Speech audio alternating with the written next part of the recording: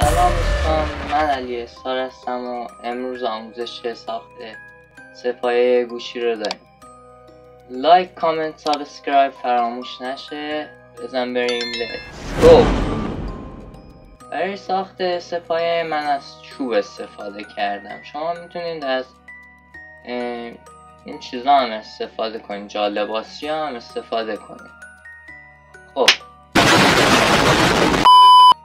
برای شروع من از یه چوب قدی استفاده کردم و 2 محور زیرش اینجوری گذاشتم، یکی اینجوری یکی اینجوری، ولی استحکام نداشت و من 90 درجه ها رو کنارش گذاشتم.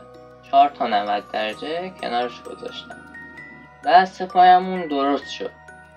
و الان چیزی که کم داشتش محور نداشتش که مثلا بالا یا پایین بره، که مثلا چپ یا راست بره، مثلا روتیت بشه. و برای محوراش من از 3 تا تیکه چوب استفاده کردم. این 3 تا تیکه چوب رو برش دادم من. این برای محور خود گوشیه که روش قرار میگیره و این 2 تا هم برای محور بالا پایین رفتنشه. به این صورته که این 2 تا وسط چوب قرار میگیره اینجوری، این بالا پایین میره و اینم روی این پیچ میشه و روتیت میشه این صورت. و برای وصل کردن اینا باید چپ و راستش رو سوراخ کنم که این 2 تا بره توی همگه، چوب بیاد وسطش و با استفاده از پیچ تنظیمش کنم هر جا که خواستم وایسته. مثلا اینجا میخوام وایسته، پیچا رو شل میکنم میارمش اینجا و بعد پیچا رو صفر میکنم و وای میسته جای خودش به این صورت. مثلا میاد پایین پیچا صفر میشه، باز پیچا رو مثلا شل میکنم میاد بالا، باز اینجا صفر. این که از این محورمون این 2 تاشو بریم سوراخ کنیم.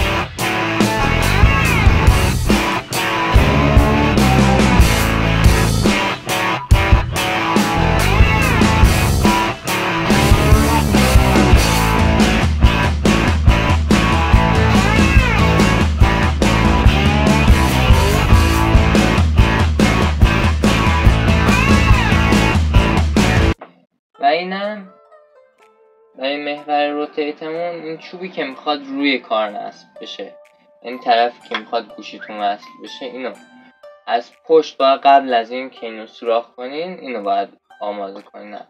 اینو از پشت سوراخ میکنین دقیقا وسطشو و بعد از این ورم یک سوراخ تا اینم کلوم باید از اینجاش از این ورش سوراخ کنین تا بیاد اینجا در بیاد، چون که یک پیچ بلند اومد این بگید از اینجا بره و از اینجا در بیاد و با استفاده از پیچ صفتش کنید. خب دوستان تا اینجای کار ما سه‌پایه و محور رو ساختیم، ولی الان گوشی روش قرار نمیگیره. الان فقط محور میچرخه و بالا پایین میره و گوشی روش قرار نمیگیره. من برای اینکه گوشی روش قرار بگیره از کش استفاده کردم. 2 تا کش با 4 تا گیره. این گیره ها رو به این کشا دوختم به این صورت.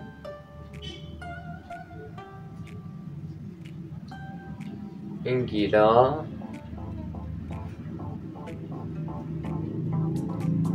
به این کشا دوختم 2 تا و اینا اینجوری قفل میشه. و این موقعی که مثلا گوشی رو میخوام بذارم میره دورش سفت میشه، از این ور بسته میشه اینجوری. 2 تا هم گذاشتم که محکم ترش، مثلا یکی اینجا میبندم یکی این میبندم.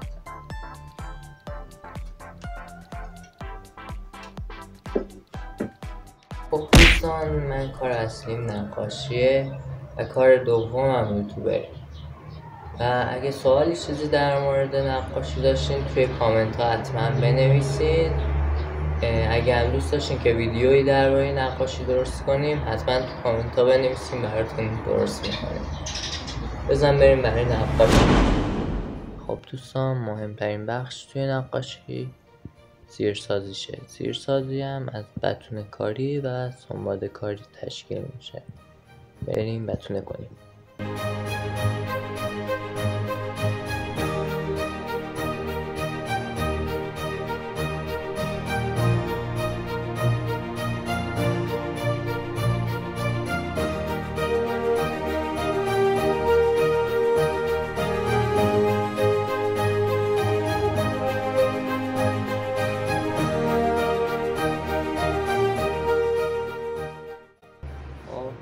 کارش تموم شد. الان ما میریم برای سنباده کاری.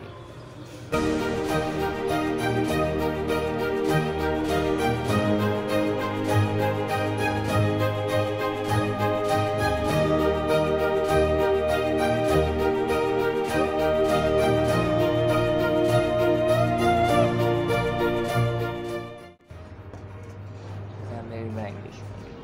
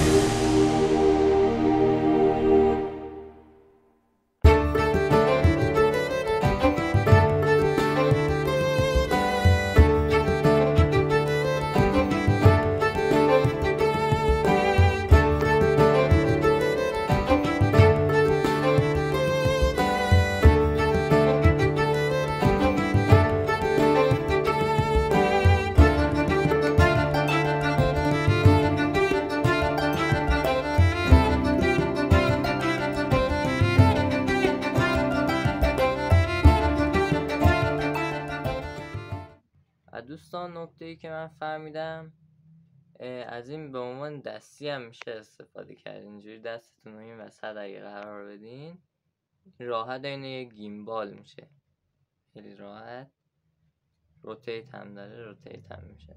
خیلی ممنون که تا اینجای ویدیو همراه ما بودین. لایک، کامنت، سابسکرایب فراموش نشه. تا ویدیو بعدی.